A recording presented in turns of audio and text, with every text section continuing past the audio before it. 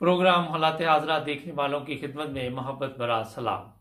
नाज़रीन, मौजूदा हालात से लोग बहुत परेशान हैं। अभी एक दोस्त है हमारे साथ ऑस्ट्रेलिया से, वो भी कुछ कहना चाह रहे थे। मैंने सोचा क्यों ना आज के प्रोग्राम में उनको शामिल किया जाए, उनसे पूछेंगे। हमारी तो आप सुनते ही रहते हैं, तो वो क्या कहते हैं। जी सर, क्या कहना चाहेंगे आप? मैं कहना क्या चाहूंगा, मैं तो आपने हालात हाजरा की बात की है, तो इस वक्त जो पाकिस्तान की हालत है, ना तो वहां कोई आइन है ना कोई वहां कानून है। वहां तो बदमाशी है इसको। और पाकिस्तानी कौम के टैक्स जो पाकिस्तान की हिफाजत के लिए मुलाजमीन, पुलिस का डिपार्टमेंट, समझे ना, वो तो गुंडागर्दी पे उतरे, बगैर नंबर प्लेट की गाड़ियां धड़धड़ाती फिर रही हैं, लोगों को उठाती फिर रही हैं। अदालत कहती है कि उनको हाजिर करो, एसएचओ को हाजिर करो, वो नहीं है। जो शख्स इमरान खान के कत्ल के केस में मुलजिम की वो लीक करता है, वो अदालत के खिलाफ कानून की रिट को मानने के लिए तैयार नहीं है, ना अपना वो फोन देने को तैयार है, ना वो कॉपरेट करने के लिए इसके साथ। तो ये मुल्क जो है ना, ये मुल्क नहीं है, ये गुंडागर्दी का बाजार गर्म हो चुका है।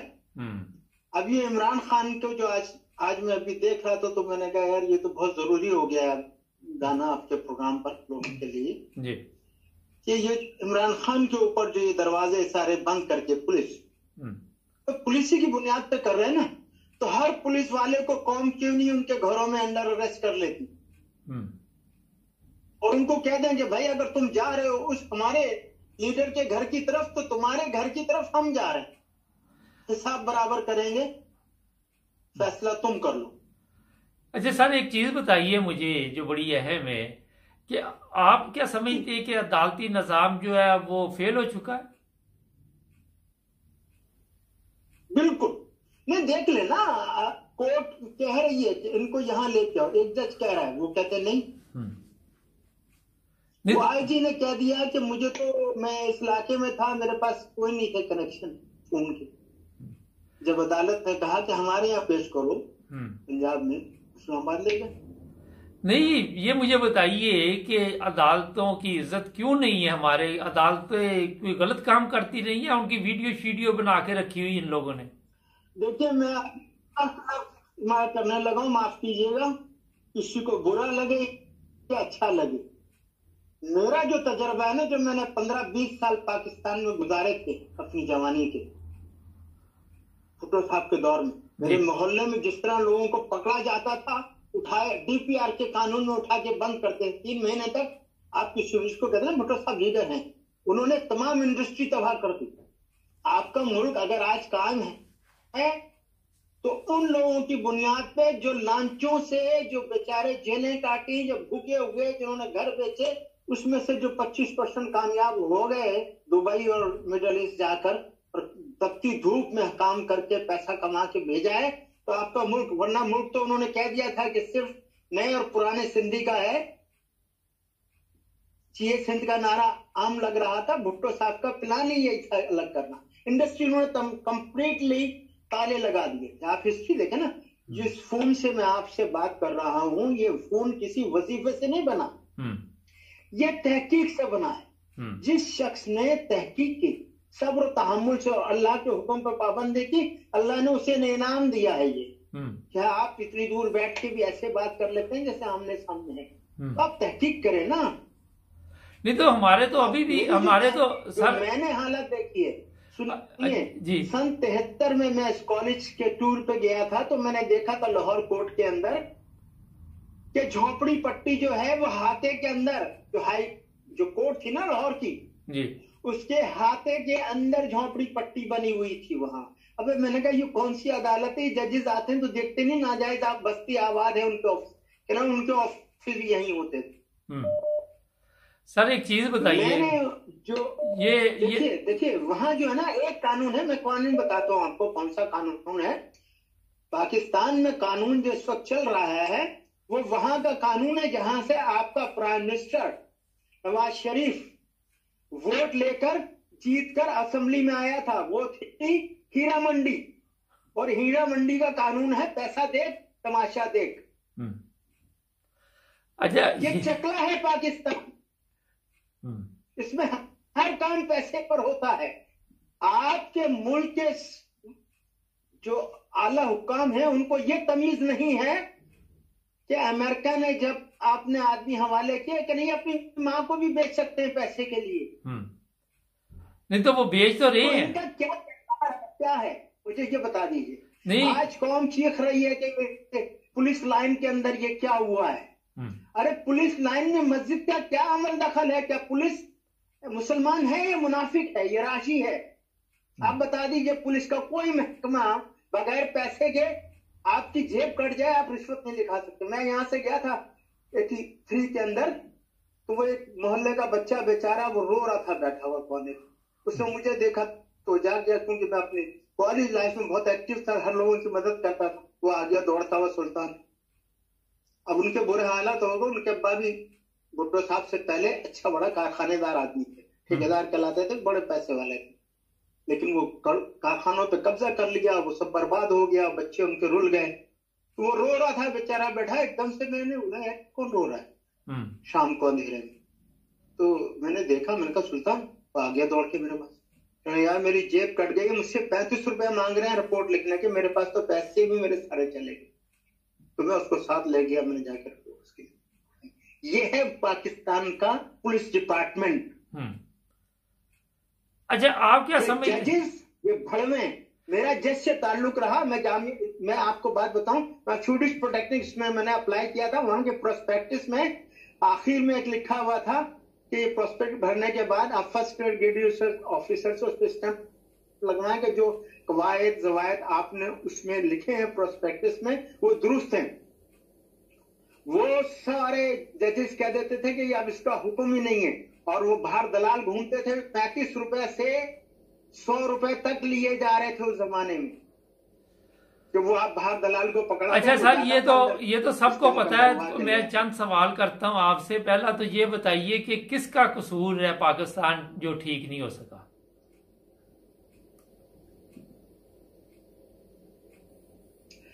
ये बात मैं अपने तजर्बे से अगर कहीं बताऊंगा ना। नहीं, बता दिए, कोई बताएं, क्या कोई टेंशन नहीं। देखिए साहब, मेरा तजर्बा जो है जी, मैं कराची में पला बड़ा हूं। अच्छा। महाजिर भुट्टो साहब के आने से पहले सिंधी भी कानून से डरता था। जिस कानून पे बैठा होता कहता था बाबा कानून से हटके हम नहीं कर सकते। उस वक्त उस जमाने में ज्यादातर लॉयर जो है सिंधी हुआ करते थे, और हिंदू भी थे, उनमें बहुत लॉ की इज्जत थी। जैसे पंजाब से आदमी आए ना 65% कोटे के ऊपर, उनको जब हमने देखा ना 27 वाले, तो इनका तो काम ही यही था कि तेरा अब्बा कहाँ काम करता है। मेरे अब्बा पीआईए में थे, तो मुझे भी तंग किया, अब्बा को बुला के लाओ, इसे तो ट्यूशन पढ़ानी पड़ेगी, ये तो पास ही नहीं हो सकता। समझे ना? ये जो तमाम वाले लोग, मैंने खुद अपने कानों से सुना है। मेरे यार दोस्त, पंजाबी में बहुत अच्छी प्यारी बोलता हूँ, मेरे बड़े याराना था।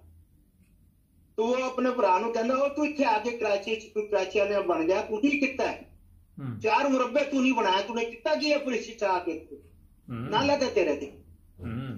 ये एटीट्यूड जो है ना, कि जिसने 4 मुरब्बे नहीं बनाया ना पुलिस में भर के, उस पर नालत भेजते थे। अच्छा, पैसे की तमाम है ना। और अच्छा ये बताइए कसूर किसका है? कसूर किसका है? यहाँ यही जो लोग आए हैं पंजाब से, वो पेट्रोल स्टेशन पे इधर उधर सब जगह पैसा चलना शुरू हो गया है। गोरों को इस काम पे लगा दिया है। मुझे 40 साल से ऊपर हो गए यहाँ। ये आप मेरे पास वो लड़के स्टूडेंट आके ठहरते हैं, वो बताते स्पॉन्सरशिप, हाँ 40,000 देकर स्पॉन्सरशिप ले ली। स्पॉन्सरशिप कुकिंग की कोर्स किया है 40,000 रुपए में। स्पॉन्सरशिप, जाली कागजात, जाली कापी, ये भी सारा काम ये होता है। वो बनाते हैं अपना, पैसे दो, टैक्सी चलाते हैं, पैसे दो, और सीधा सीधा वो अपने असाइनमेंट बनवा लो। सर वो सर ये मैं चीज खुद वो देख रहा सब हूँ यहाँ चीजें पे। छोड़ें, ये बताइए कि ये इस पूरे मुल्क में तो कोई गलती नहीं है ना, ओह मेरे भाई इस ये मुल्क में तो कोई इन लोगों का कसूर नहीं है। नहीं, मैं ऑस्ट्रेलिया की बात नहीं कर रहा, मैं कह रहा हूँ कि हमारी जो बर्बादी है वो क्यों अभी तक रुक नहीं रही, ये सवाल है। ये सवाल तो बिल्कुल सिंपल है। आप मुसलमान आदमी हो, कुरान पढ़ लो, उसमें क्या लिखा है, जैसे लोग होंगे वैसे हुक्मरान, बात खत्म। नहीं तो ये ठीक कैसे होगा अब? क्या आपने अपना कुरान पढ़ा है? राशि और रिश्वत लेने और देने वाला दोनों जहन्नुमी है। पाकिस्तान में कोई काम इसके बगैर होता है? मुझे ये बता दीजिए आप। इसीलिए जहन्नम में पड़ा हुआ पूरा पाकिस्तान। बिल्कुल। और अब ये बगैर यहाँ के भी यही कर रहे हैं, हालांकि हम बहुत अच्छी तनख्वाह। यहाँ तो अब लड़के आके नौजवान जो सिक्योरिटी का काम करते हैं उसको $40-50 घंटा मिलते हैं। भाई हम तो रिटायर आदमी हैं, लेकिन बगैरत उसकी वजह से भी यहाँ कितने लड़के पकड़े गए तो 2 जगह ड्यूटियां कर रहे हैं कंपनी में, और बस वो वहां 1 घंटा चक्कर लगाया, वहां आ गया, तनख्वाह दोनों तरफ से ले रहे हैं। बाद में उनके सुपरवाइजर जाते हैं तो पकड़ा जाता है कि वो बंदा है ही नहीं यहाँ, ये लगाई हुई है। नहीं तो इसका मतलब हमारे माशरे का भी तो कसूर है ना फिर।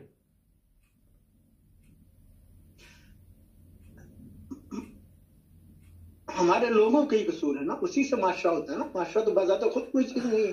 अच्छा तो ये बताइए कि अब क्या आने वाले दिनों में आप क्या देख रहे हैं पाकिस्तान के हालात? देखें जी, अल्लाह ताला ने ना आखिरी मौका दिया है। एक बंदा ऐसा आया है और उसके पीछे अब वो लोग हैं जो इतने तालीम और शहूर मौजूद है। ऐसी बात नहीं है कि 100% सारा खत्म हो गया काम ना, थोड़ा सा है जिसकी वजह से वो अभी तक चल रहा है। अब हमारे जो है ये साहब जो है जो मफरूर थे और आ गए कि हम डॉलर को नीचे लाएंगे, डार साहब ये अधूरी बात करते हैं। हमारे सारे लोग ये कह रहे हैं कि अल्लाह ताला के नाम पर ये मुल्क बना है, अल्लाह ही इसको संभालेगा। तो अल्लाह ने अपनी किताब में चोरों को, डकैतों के, उन्होंने फरमाया कि मेरी बेटी भी हाथ चोरी करेगी तो उसका भी मैं हाथ काटूंगा। अब मरियम नवाज 4 महीने में बच्चा दे रही है, फुलमिचो कोड़ों की सजा है कि नहीं है? तो अल्लाह पे छोड़ रहे हो तो अल्लाह की किताब के अहकामात के जो कवानीन है, जो सजाएं हैं वो भी तो कायम करो कि नहीं? नहीं बात तो आपकी दुरुस्त है, मगर मरियम ताकतवर औरत है, उसको कहाँ कोड़े बजेंगे मुझे लगेंगे, मुझे बताइए। बस यही देखिए देखिए देखिए देखिए इंसान की तौहीन वही होती है जहां वो किसी चोर और नापाक आदमी को बड़ा समझने लगे। नहीं तो ये तो पूरी कौम ऐसे ही समझती है। अल्लाह सबसे बड़ा है और उसका नायब जिसको बनाया जिन्हें फरिश्तों से सजदा कराए वो सबसे बड़ा है। पाबंद किताब हो जाए एक दफा तो बात है। देखिए मैं आपको मुख्तसर जी बात अर्ज करूं, बड़े बड़े फिलोसोफर ने लिखा है कि किसी को मारना हो तो उसकी सोच को मारो। सुनिए बात आपने कभी? जी बिल्कुल बिल्कुल। किसी कौम को मारना हो ना तो उसकी सोच को मारो। सोच हमारे लीडरों की ये है दगड़तों को। इनमें से मैं सत्या कहता हूं, किसी से पूछ लो माशियात क्या होती है, किसी मुल्क का माशियात किस चीज पर डिपेंड करती है। माशियात की मैं मिसाल आपको दे दूं, जापान को जब बम मारा था ना तो कहा था जापानियों से तुम क्या करोगे? उन्होंने कहा ह्यूमन रिसोर्सेस। इस पे हम दोबारा उन्होंने तो भीख नहीं मांगी थी दुनिया से। जर्मनी ये तो खुद कह रहे हैं, ये खुद कह रहे हैं, इनका जमीर मर चुका है, इनकी सोच मर चुकी है। ये अपने आप को भिखारी कह रहे हैं। हमारी कौम तो कम मेहनती कौम है। भिखारी तो इन्होंने बना दी है ना, लूट लूट के। अच्छा सर ये बताइए, टाइम कम है, इमरान खान को गिरफ्तार करने की प्लानिंग बन रही है, क्या आप समझते कामयाब हो जाएं? वही तो मैंने सिर्फ इसी मकसद के लिए फोन किया था कि कौम को चाहिए कि हर पुलिस वाले के घर को घेर लो और उसको बता दो कि तुम अगर उस तरफ जाओगे तो हम तुम्हारे घर की तरफ जाएंगे। अच्छा ये पुलिस वाले तो मुलाजिम है। पहले आपको पहली दफा किया था ना जी, उस वक्त भी मैंने आपसे यही बात कही थी कि इसका हल सिर्फ इस बात पे है।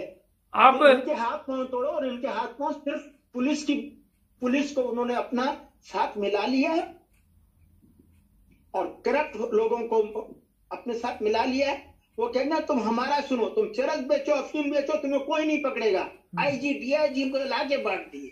अच्छा, ये मशवरा आपका पहुंच गया, ये हुक्म से अमल करेगी। ये बताइए, 40 साल से आप ऑस्ट्रेलिया में हैं, आप पाकिस्तान आते नहीं है, पाकिस्तान की पैदाइश है, इतनी आपको क्यों फिर तकलीफ हो रही वहां बैठ के? देखें जी, इसकी तकलीफ की बात अब तक नहीं थी। ये जब से हमारे लोग आ गए, टैक्सी चला रहे, बेईमानी फ्रॉड करते लोग हैं। अब हम भी अगर कहीं जाते हैं फौरन देखते ही पूछते हैं, पहले कोई नहीं पूछता था। अब तो इंडिया पाकिस्तान इधर से इतना आदमी हो गया, शहर ही काला हो गया सारा। नहीं तो वो लोग जब पूछते हैं ना कहां से हो, पाकिस्तान से, तो लोग कहते हैं पाकिस्तान क्या कर रहे हैं इमरान खान के साथ। अच्छा, आखिर पे ये बताइए, हम अपने मुंह से कुछ कह नहीं सकते। अच्छा ये बताइए सर, यहाँ के लोग देखें, आप लोगों ने कुरान पढ़ा है, अरबी पढ़ी है। इन लोगों में जो लोग हैं, ये लोग भी कुरान पढ़ते हैं, लेकिन ये हकीकत में कुरान पढ़ते हैं, ये इंग्लिश में उसका तर्जुमा पढ़ते हैं। हमारे मुल्क में तो उलमाए दीन ने भी कुरान नहीं पढ़ा हुआ, रटा हुआ है, तलावतें हैं और कुछ नहीं है। यहाँ के आदमी ने कुरान पढ़ा हुआ है। जब वो बात करता है, यहाँ पे मेरे पास आ जाते हैं वो लोग, यहाँ पे बहुत तबलीग का काम उनका भी होता है ना, चर्च के लोग आते हैं, वेयर यू फ्रॉम, दरवाजा नॉक कर देना। अच्छा, जो वाले छोड़ के जाते हैं लेटर, वो आते हैं दरवाजे पे, कभी खड़ा देख लिया, निकलते देख लिया तो आ जाते हैं। तो वो फिर बहस करते हैं कि ये इस्लाम है आपके यहाँ, ये इंसाफ है, इस्लामी मुल्कों की क्या हालत है आप देखें। तो क्या करें, शर्मिंदगी होती। कहाँ से? पाकिस्तान से। तो उनकी बड़ी मालूमातें होती हैं, क्योंकि वो पहले से तैयारी करके निकलते हैं। अच्छा सर, और कुछ कहना चाहेंगे आप? कुछ देता है। अच्छा, मुझे इसलिए हम रोकते हैं कि हम यहाँ बेगैरत आ गए हैं, लेकिन छाप तो वहीं की है। उन बेगैरतों का जो अमाल है, जो हरकतें कर रहे हैं अब। बहुत शुक्रिया आपका सर, आपने टाइम दिया, थैंक यू। ठीक है ना, बस ये मेरा मैसेज एक पहुंचा दें, मेहरबानी होगी। आज शाम को पहुंच जाएगा, टेंशन नहीं लेनी। पुलिस को पकड़े, ठीक है, ओके। पुलिस के पीछे पड़ जाए तो इमरान खान। शुक्रिया बहुत। नाज़रीन, ऑस्ट्रेलिया से थे। आजकल मैं फिर वही काम है कि लोगों के जो तासरात है वो आप तक पहुंचाने की कोशिश करते हैं। आम शहरी, आम जो लोग पाकिस्तान से बाहर हैं, जो बात इन्होंने की, मैं वो एक बड़े अदब के साथ अपने जो लोग बाहर आते हैं उनसे कहना चाहूँगा कि जब आप दूसरे मुल्क में जाएं तो ठीक है, हमारे मुल्क की इज़्ज़त वक़ार नहीं, मगर जो उनके मुल्क और इज़्ज़त का वक़ार है उसी को देखकर हमें कुछ ना कुछ सीखना चाहिए। उनकी अच्छाइयाँ, उनकी खूबियाँ, जो लोग यूरोप में रहते हैं, जो लोग ऑस्ट्रेलिया, अमेरिका, कनाडा, जहाँ तरक्की याफ्ता मालिक में रहते हैं, मेरा ख्याल अगर वो सीख के जाएं और पाकिस्तान में लोगों को इसी तरह आप अपने माशरे को तब्दील कर सकते हैं। अगर आप वही मुसीबतें, वही अजाब, वही हरामखोरी यहाँ पे भी शुरू कर देंगे, इससे पहले तो इज्जत आने की नहीं, और ये ना सोचे कि हमारे मुल्क की इज्जत नहीं और मैं जो मर्जी करता फिर तो दनदनाते फिरे, तो कोई फ़र्क नहीं इससे पड़ता। मेरा हाल ये भी मुनासिब नहीं है। तो जिन ममालिक में आपको रोज़गार मिला हुआ है, कम से कम उनका यही एहसान का बदला दे दें कि उनके कवानीन के मुताबिक ज़िंदगी गुजारनी शुरू कर दे। जाली पेपर आप यहाँ पे भी देने शुरू करेंगे, जिस तरह ये साहब बता रहे थे, तो मेरा ख्याल है कि ये अफसोस की बात है। इस तरह आप अपने रिज़्क़ में खुद ब खुद जो बरकत है या जो हलाल रिज़्क़ के लिए आप यहाँ पे आए हुए हैं, मेरा ख्याल है उस मकसद को भी भूल जाते हैं। हमारे चैनल को सब्सक्राइब करें, प्रोग्राम देखते हैं आज मुबारक के साथ, आज पाकिस्तान के साथ जुड़े रहे हमारे साथ। अस्सलाम वालेकुम नाज़रीन, प्रोग्राम आज पाकिस्तान के साथ। आज कुछ बातचीत चलेगी आपके साथ कि जरदारी पर जो इल्ज़ाम लगाया इमरान खान ने, वो जरदारी ने चैलेंज किया है जी, पता नहीं 10 अरब रुपये का हर्जाना देना पड़ेगा या माफ़ी मांगनी पड़ेगी। क्या वाकई जरदारी जो है अब इमरान खान को कत्ल करवा सकता है? इस पर बातचीत करेंगे। और आज तक आप देखें 6 से 7 लाख फौज है माशाल्लाह हमारी, 1 फुट ज़मीन कभी किसी मुल्क पर इन्होंने कब्जा नहीं किया, और इनके खर्चे देखे, शाही खर्चे कितने हैं, और जो भी जनरल जाता है उसके फिर बारे न्यारे हो जाते हैं, अरबों रुपये वो ले जाता है। इस पर भी बातचीत करेंगे।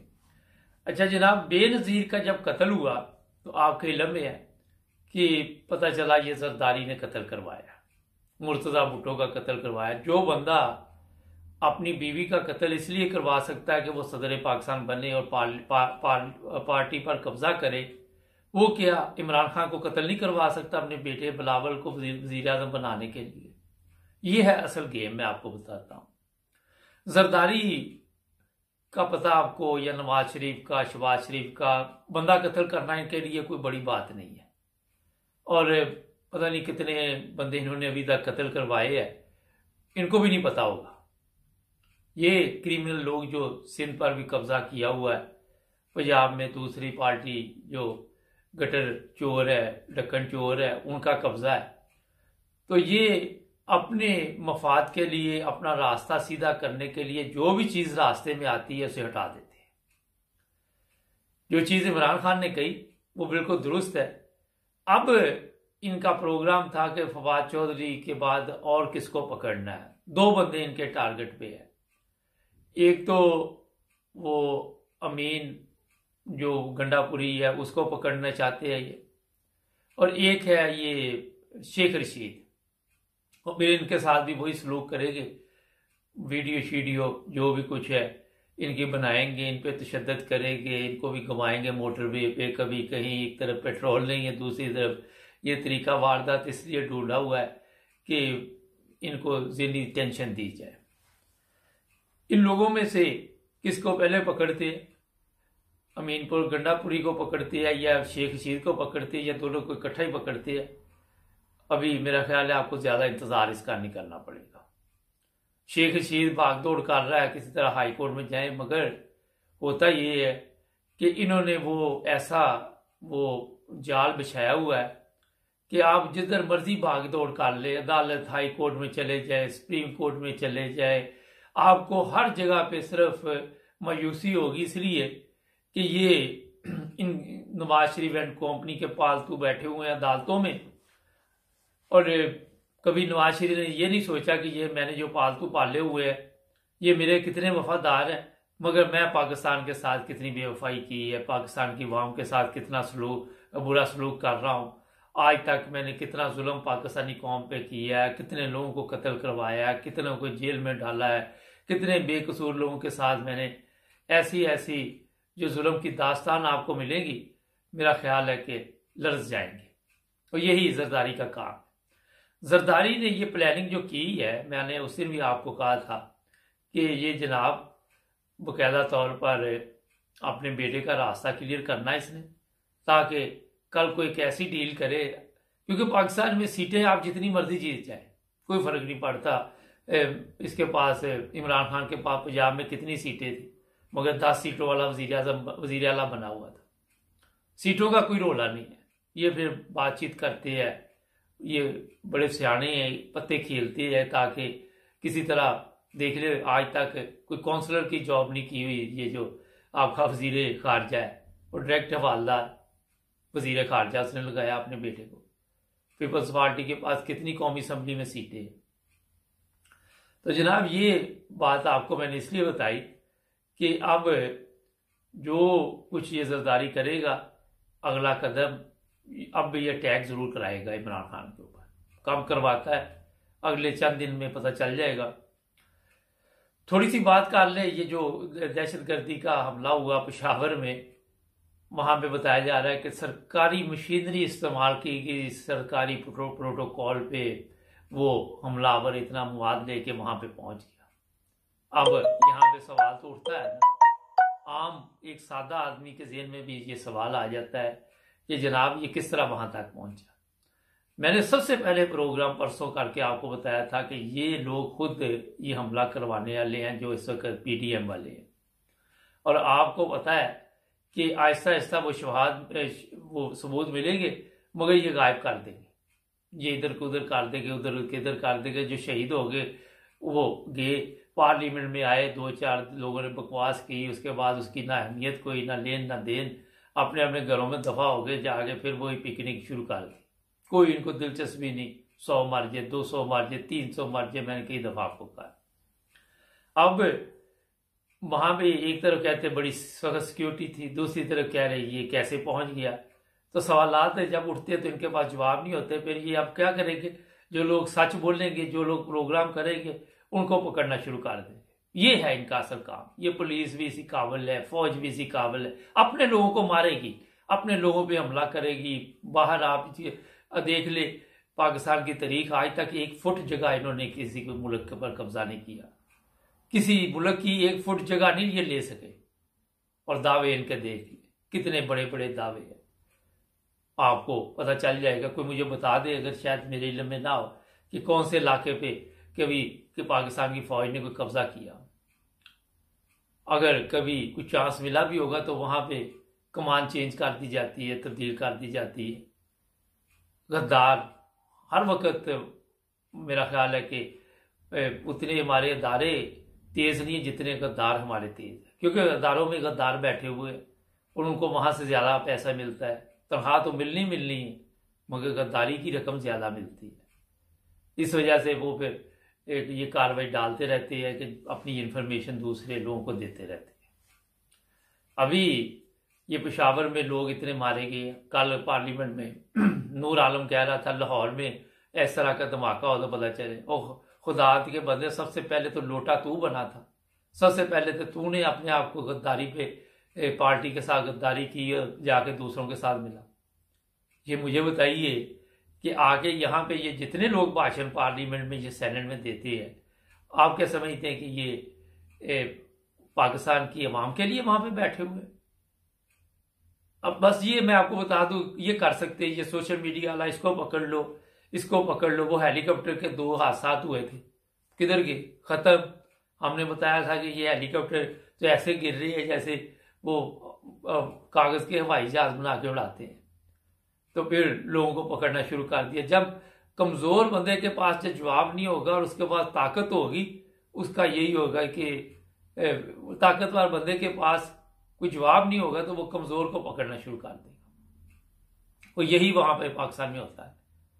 जब किसी से कोई सवाल पूछा जाता है, वहां पे या इदारे की तौहीन हो जाती है, या वो गद्दारे वतन हो जाता है, या खुद आइन तोड़ देते हैं, खुद कानून पे अमल नहीं करते। ये गद्दारे वतन नहीं है। ये जो बातें फवाद चौधरी ने की, ये सब हरामखोरों ने फौज के खिलाफ भी की, सब इदारों के खिलाफ की, इलेक्शन कमीशन के खिलाफ की, बड़ी बड़ी धमकियां दी, चीफ सेक्रेटरी को दी, कभी किसी को दी, राना सनाउल्लाह, मरियम औरंगजेब, अता तारड़, शहबाज शरीफ, नवाज शरीफ, मरियम सफदर, सब ने धमकियां दी। पकड़ा कौन गया? फवाद चौधरी। उनको अपना केस बना के डाल दिया अंदर। ये हो रहा है वहां पे। अदालतें है, वो जी हाई कोर्ट, वो सारे केस हमारे सामने लेके आए। हम देखते हैं कितने केस फवाद चौधरी पे। उधर से ऊपर से फोन आ गया होगा, बढ़ गए केस को छोड़ो, कोई और देखते हैं काम। तो जनाब, ये पाकिस्तान को जिस जगह पे इन्होंने पहुंचा दिया, वहां पे मुझे वापसी का कोई रास्ता नजर नहीं आ रहा, क्योंकि ये आगे दलदल में घुसते जा रहे हैं और पीछे नहीं आ सकते। किसी सूरत भी ये आ नहीं सकते, क्योंकि इन्होंने कभी सोचा ही नहीं कि पाकिस्तान के लिए हम आए हुए हैं, या पाकिस्तान की कौम की खिदमत करने के लिए हम आए हुए हैं। मैंने कई दफा कहा, सुबह आप टीवी लगा ले, सारा दिन हरामखोर आके प्रेस कॉन्फ्रेंस करेंगे, झूठ पर झूठ, झूठ पर झूठ, कभी कोई झूठ, कभी कोई झूठ। इनके पास सच के लिए कोई एक लफ्ज नहीं कि कौम को ये सच बता सके। मुल्क डूब रहा है, मुल्क बर्बाद हो गया, इसहाक डार पे यकीन रखें, वो मरियम कह रही। ये मैं आपको इसलिए बता रहा हूं कि इन लोगों से आपके पाकिस्तान को कोई फायदा पहुंचने वाला नहीं। आप जितना मर्जी जोर लगा, अगर कोई आके मेजर जो रिटायर हो या जिसे निकाल दिया हो वो, या छोड़ के आ गया हो, वो आके सच बताना शुरू कर देता है, तो उसके खिलाफ सोशल मीडिया में 2-4 बंदों को पैसे देके उसके खिलाफ प्रोपेगेंडा करना शुरू कर देते। और मुझे ये भी अफसोस है, आज भी ऐसे हरामखोर लोग बैठे हुए जो कमलजीत बाजवा की हिमायत में बोलते।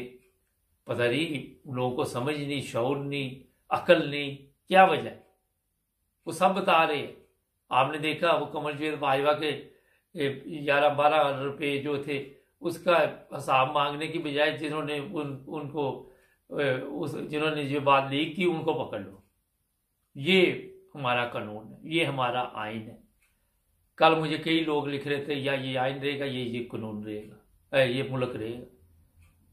अब आइन पे तो हम चल नहीं सके, मुल्क को तो बचाना किसी तरह।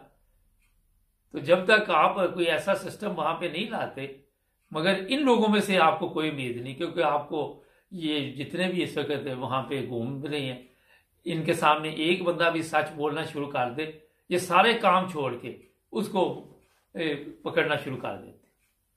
अपनी इनकी पुलिस लाइन की हालत का आपको अंदाजा हो चुका होगा कि क्या वहां पे इनकी जो सिक्योरिटी है, और कमजोर के ऊपर इनको देखे तो वहां पे ये शेर बने होते, ये कहते इसे चीर फाड़ दे, मगर जहां पे ड्यूटी देनी है वहां पे हरामखोर सो जाते हैं। तो यही हालत है। तो आपको मैं इसलिए ये चीजें बताता हूं कि आज दुनिया में अगर आप देखते हैं कि हालात कहां से कहां पहुंच गए, जिन मुमालिक ने तरक्की की है वहां पे आपको नजर आती है तरक्की। वहां आके उनको रोजाना ये बकवास नहीं करनी पड़ती कि मैं ये कर रहा हूं, मैं वो कर रहा हूं। वो उनका काम बोलता है कि बाकी इन मुल्कों ने तरक्की की है। यहाँ सुबह से शाम तक यही बकवास की जाती है कि हम पाकिस्तान के लिए आखिरी दम तक जाएंगे, शहबाज शरीफ मेरे कपड़े हाजिर है, मेरी जान हाजिर है। और हरामखोर की औलाद, तेरे कपड़े या तेरे ये जान लेके लोगों ने क्या करना? लोगों को तो आटा चाहिए, चावल चाहिए, चीनी चाहिए, बिजली चाहिए, पानी चाहिए। कपड़े छोड़, तू अपने भाई के और ये जितने भी तुम्हारे हरामखोर ग्रुप है उन सब के पैसे वापस ले आ जरदारी समेत, तो मुल्क के हालात ठीक हो जाते। हमने तेरी जान क्या करनी है लेके? हमें क्या जरूरत है ये तेरी गंदी जान लेके? या पाकिस्तानियों को क्या जरूरत? पाकिस्तानियों के मसाइल और हैं, ये और बताते हैं। अच्छा जी, नून लीग में फूट पड़ चुकी है। शाहिद खान अब्बासी साहब ने रिजाइन कर दिया, उसका रिजाइन मंजूर नहीं किया जा रहा।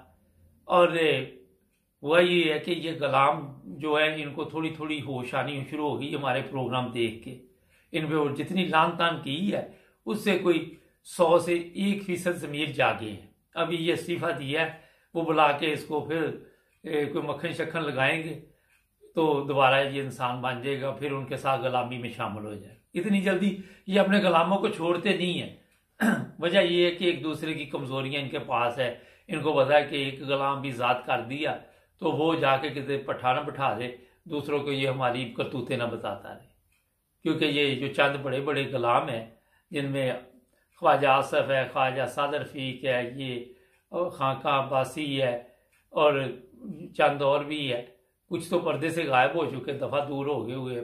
परवेज रशीद जैसे तो अब मनहूस शक्लें नजर नहीं आती, मगर ये अभी तक उनके साथ है। अब देखते हैं कि इनके साथ क्या सलूककार था, क्योंकि सबसे पहले इन्हें ये कहेंगे इंसान के बच्चे बन जाओ, साथ चलो। अगर ये नहीं चलेंगे तो फिर अरशद शरीफ जैसा इनको धमकियां देनी शुरू कर देंगे, वो सलूक किया जाएगा। फिर ये गुलाम डट जाएंगे और फिर इनके साथ चलना शुरू होगा। हम तो सीधी बात करते हैं, साफ सुथरी, जो भी हमारे जेहन में आती है कि जनाब ये कुछ ये कर सकते हैं। तो जनाब हमारे चैनल को भी सब्सक्राइब करें, जुड़े रहें हमारे साथ, ताकि मिलेंगे अगले प्रोग्राम में। अपना ख्याल रखें। अल्लाह हाफिज़। अस्सलाम वालेकुम नाज़रीन, प्रोग्राम आज मुबारक के साथ आज चलेंगे पाकिस्तान 4 सदा। वहां पे हमारे एक दोस्त हैं, उनसे पूछेंगे क्या हालात चल रहे हैं पाकिस्तान में, जब से नई गवर्नमेंट आई है। कोई बेहतरी की तरफ जा रहा मुल्क या बेड़ा गर्क हो गया है? अभी तो लोग काफी परेशान हैं। अस्सलाम वालेकुम सर। वालेकुम सलाम। सर क्या चल रहा है पाकिस्तान में? कोई हालात बेहतर हुए? मसलन किस तरह? कोई सियासी तौर पे कोई महंगाई कम हुई है, कोई जिंदगी बेहतर हुई है, कोई दूध और शहद की नहरें बहना शुरू हुई है? महंगाई तो ज्यादा है। अच्छा, बहुत ज्यादा है, लेकिन इससे पहले जो हुकूमत था ये सब उसी का वजह है। अच्छा, उसी का कसूर है, उसी का वजह है। तो उससे पहले जो हुकूमत 30-35 साल से था वो ठीक जा रहा था? बिल्कुल, अगर ठीक नहीं भी था तो पाकिस्तान के लिए ठीक था, गरीब अवाम के लिए ठीक नहीं था, लेकिन पाकिस्तान के लिए सही था। नहीं तो इसलिए कि सब चीजें सस्ता थे और अच्छा माहौल था। और अच्छा, ये लोग जब आए तो ये तो सिर्फ गाली गलूच करते और कुछ काम नहीं किया इससे। तो पिछले हमारे केपीके में पिछले हमारे पिछले के जी जी, जी पिछले कुछ अरसा से, कोई 8-10 महीने से तो शहबाज शरीफ गवर्नमेंट आ गई है, तो फिर भी हालात अच्छा नहीं है।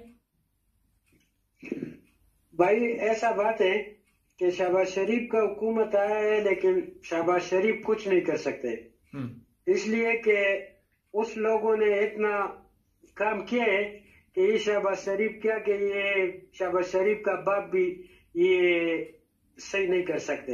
नहीं तो इसलिए कौन? कि हमारे केपीके में 9.5 साल से ये लोग हैं, 9.5 साल। तो हमारा केपीके जब से पाकिस्तान बना है 1947 से इस 9 साल पहले तक इतना मकरूज नहीं था जितना इन 9 साल में इस हुकूमत ने मकरूज किया।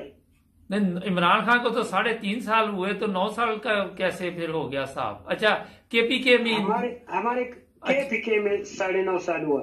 लेकिन कहते हैं कि दूसरे सूबों से बेहतर है आपका सूबा। दूसरे सूबों से तो इसलिए बेहतर नहीं है कि सब सूबे तनख्वाहें देते हैं, हमारा सूबा तनख्वाह भी सरकारी मुलाजिमीन को नहीं दे सकते, तो कैसे ठीक हुआ? अच्छा, ये बताइए कि आजकल आपके इलाके में खुदकुश हमले हो रही है, तो पुलिस लाइन पे एक हमला होना पुलिस की नाकामी है? बस ये नाकामी हो सकते हैं, इसलिए कि पुलिस लाइन पे लोग जाते हैं, किसी को ये पता नहीं है कि ये कहाँ से आया, तो ये इन लोगों की नाकामी है ना। नहीं तो ये आप बता सकते हैं कि पुलिस वहां पे इतनी सिक्योरिटी नहीं उनके पास, या क्या मसले हैं? वो तो है ही, सब पुलिस वाले थे तो अपनी सिक्योरिटी नहीं कर सकते, तो वहां पे अवाम की क्या सिक्योरिटी करेंगे वो? बस हैरान तो हम लोग इस बात पर हैं कि ये हमारी सिक्योरिटी के लिए है और ये अपना सिक्योरिटी नहीं कर सकते, तो ये क्या करेगा हमारा सिक्योरिटी? ये बात तो आपका दुरुस्त है। आपके ख्याल में पाकिस्तान तकरीबन देख ले 70-75 साल से क्यों नहीं ठीक जा रहा? आप एक आम शहरी बताएं मुझे कि क्या वजूहात है? वजूहात ये है कि पाकिस्तान में जो भी सरबराह आते हैं वो चोर होते हैं, वो अपने आप को पूरा करते हैं, अवाम का कोई फिक्र नहीं करते, बस सब चोर आते हैं। जो सही लोग हैं वो इक़्तिदार तक पहुंचा नहीं है। नहीं तो ये जब सब चोर आता है तो ये किसका कसूर किसका है? अवाम ही चोर लेके आती है, तो अवाम का है ना। अवाम में ये सोच नहीं है, इसको सब्ज बागात दिखाते और बस ये लोग जो है बेचारे बस उसको ऊट देते, जब ऊट देते तो फिर काम नहीं करते, बस अपने आप के लिए कुर्सी पर जाते और काम करते अपना। आप कभी किसी दूसरी कंट्री में गए, किसी दूसरे मुल्क में आज तक? अल्हम्दुलिल्लाह। कहाँ? सऊदीया, कतर, दुबई, अफगानिस्तान।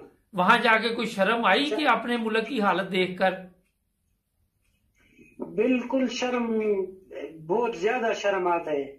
अफगानिस्तान हमारी पैदाइश से पहले इस पर झगड़ा है, लेकिन हालात जो था हमारे से बेहतर था। अच्छा, ये बताइए कि जब आप दुबई, सऊदी अरब, कतर गया तो वहां पे बिजली भी आ रहा है, पानी भी आ रहा है, पुलिस भी इतनी बदतमीज तो है पर इतनी नहीं जितनी पाकिस्तान में है, तो आपको ये ख्याल आया कि क्यों नहीं हमारा मुल्क इस तरह का बन सका आज तक? तो ये बात तो ये सोच तो हर बंदी को आता है कि काश हमारा मुल्क भी ऐसा होता।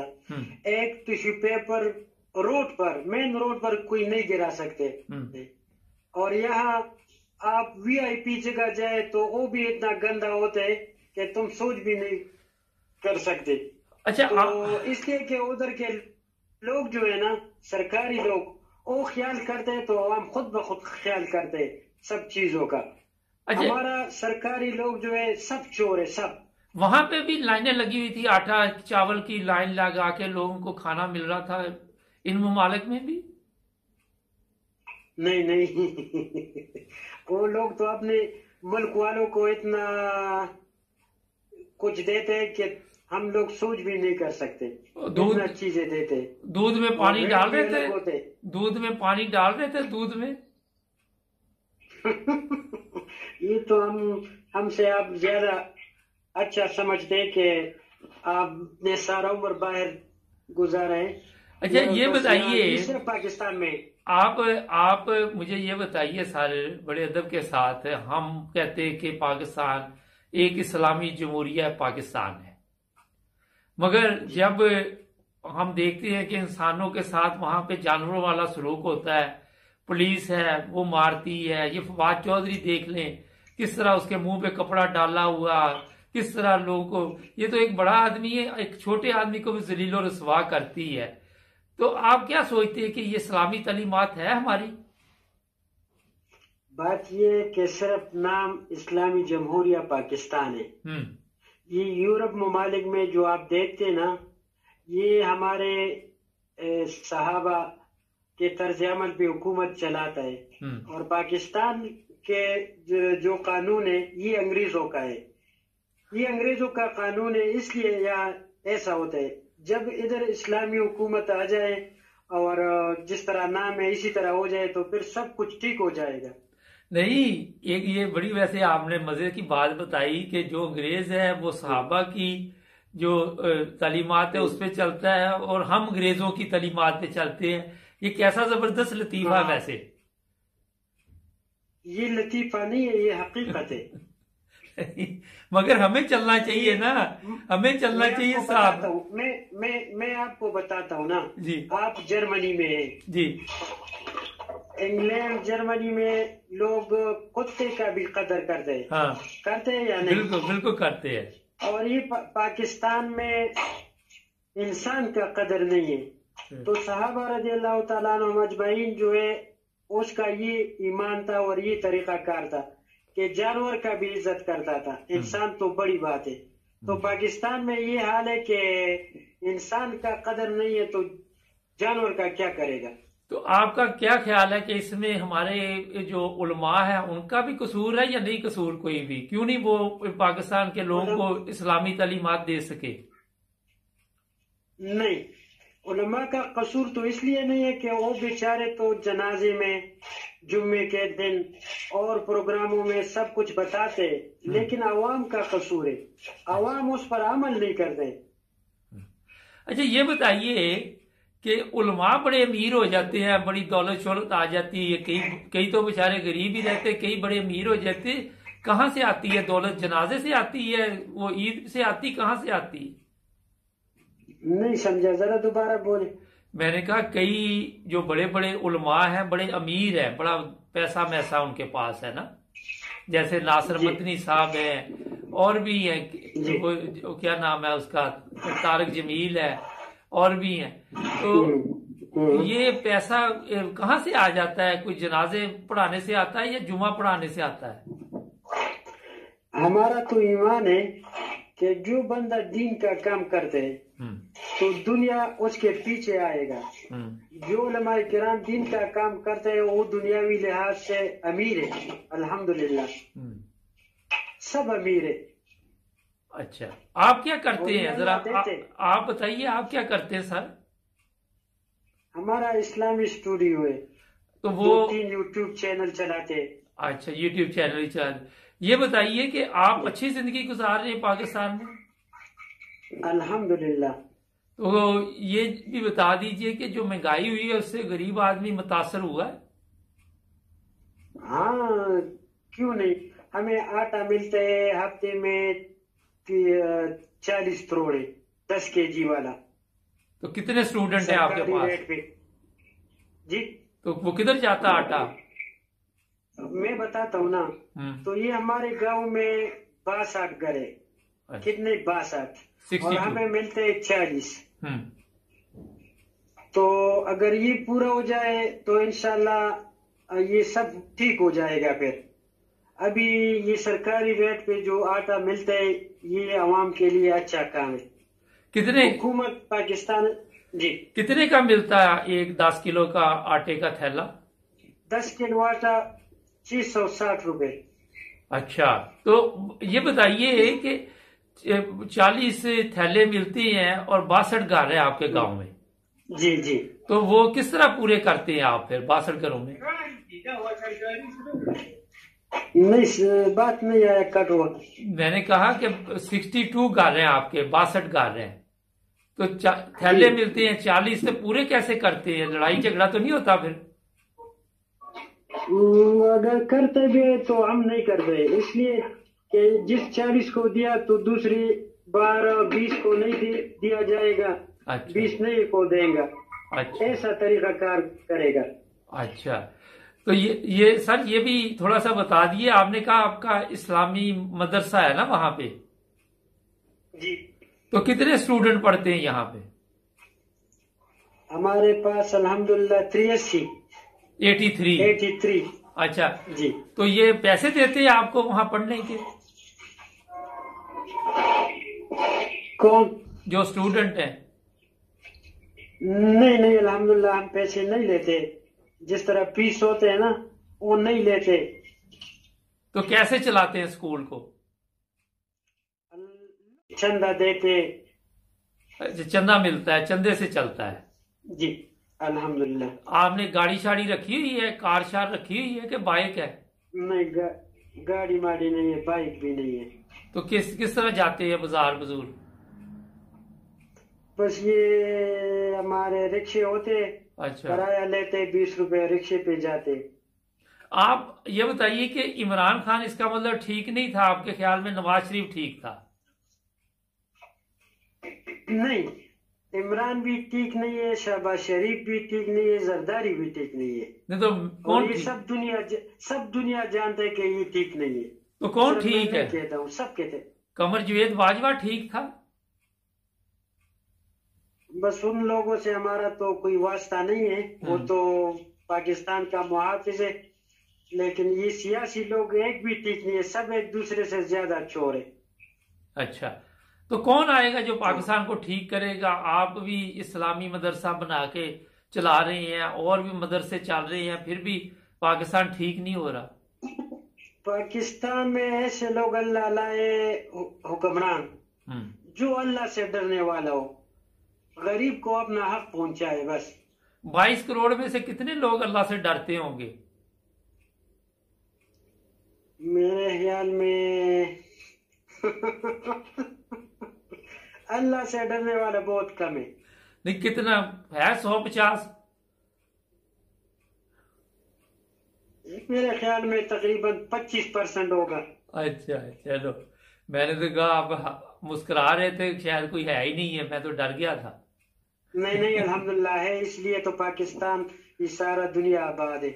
अच्छा, ये बताएं कि यहाँ पे जितने भी लोग पाकिस्तान में रह रहे हैं, वो कोशिश करते हैं कि हम किसी को दाना लगाएं, किसी का बेड़ा गर्क ना करें, किसी से फ्रॉड ना करें?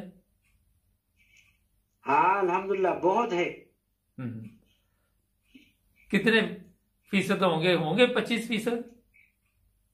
इंशाअल्लाह ऐसा ही होगा, इससे ज्यादा होगा, कम नहीं होगा। कितनी उम्र है आपकी? 42।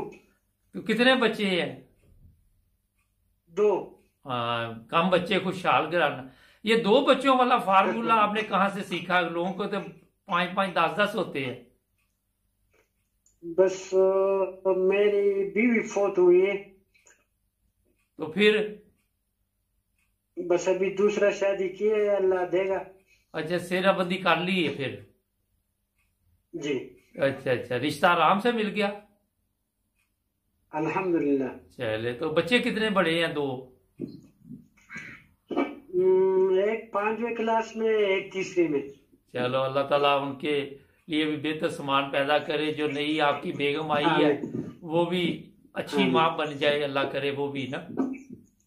आमीन। तो ये बताइए कि यहाँ पे कितना खर्चा आया शादी पे, दूसरी शादी पे? हमारा या किसी और का? नहीं, आपका कितना आया? हमारा तो तकरीबन 1.5 लाख। अच्छा, सस्ता ही 2 लाख। सस्ता ही काम हो गया। अल्हम्दुलिल्लाह। जेवर जुवर नहीं डाला? क्योंकि जेवर तो बड़ा महंगा हो गया, सोना ना। नहीं नहीं नहीं, जेवर नहीं। हाँ, ये अगर जिस तरह आपने शादी की, लोग इस तरह शादी करे पाकिस्तान में, तो आप समझते हैं कि लोगों के पैसे बच सकते हैं? हाँ, अगर इसी तरह हो जाए तो एक तो हमारे मुल्क से जिना खत्म हो जाएगा। हाँ। और दूसरा ये कि खर्चे भी कम हो जाएंगे। लेकिन सबसे बड़ी बात ये कि जिना कम हो जाएगा। जितना शादी सस्ता हो जाए तो जिना खत्म हो जाएगा। ये बड़ी जबरदस्त है, तो ये बड़ी जबरदस्त बात आपने की है जी। क्या समझे? ये की है इस्लामी बात आपने, जो एक लोगों को समझनी चाहिए ना। सही बात है। ये देखें नाज़रीन, 1.5 लाख रुपए में इन्होंने शादी की है और सादगी के साथ शादी की है। और आप देख ले, जो आखिर पे इन्होंने बात की कि ज़ना कम हो जाएगा, शादी सस्ती हो जाएगी। हमारी ख्वाहिशें इतनी बड़ी हो गई हैं कि कार कोठी के चक्कर में पूरी जिंदगी बर्बाद कर देती हैं, लड़कियां भी लड़के भी। ऐसे ही है ना? बिल्कुल सही बात है। ऐसे लोग हैं कि 2-3 लाख पर एक जोड़ा लेते हैं, तो ये कैसे लेगा? तो आप के गांव में लोग इसी तरह शादी सादगी से करते हैं या कई पैसे वाले खूब धूम धड़का करते हैं? बस कुछ पैसे वाला ऐसी भी है कि इस तरह सादगी से करते। कुछ ऐसी भी है कि वो बहुत ज्यादा खर्चे करते। हर किसी का अपना मिजाज होता है। तो आप दुबई में क्या करते रहे, कतर में क्या किया, सऊदी अरब में क्या किया? विजिट पे किया था वालिद साहब के साथ। वो मद्दाह रसूल है, तो उसके शागिर्द है, उसमें लोगों ने विजिट भेजा था तो उसके साथ गया था। अच्छा, तो हज किया, उम्रा किया? उम्र किया है, हज नहीं किया। अच्छा, तो आपके गांव में ये मुझे बताइए, सारे जो है कोई मजहबी नफरत भी है आपके गांव में या सारे प्यार और मोहब्बत से रहते हैं? क्या? मैंने कहा जिस तरह पाकिस्तान में मजहबी नफरत भी बहुत ज्यादा फैली हुई है ना, फौरी तौर पर एक दूसरे को कहना शुरू कर देते आप काफर, आप काफर। आपके गांव में अमन है, इस तरह की बात तो नहीं है? नहीं, अल्हम्दुलिल्लाह हमारे गांव क्या कि हमारे इलाके में ये फिर खवारियत नहीं है। अच्छा, इस्लाम में वैसे मजहबी नफरत की कोई गुंजाइश है?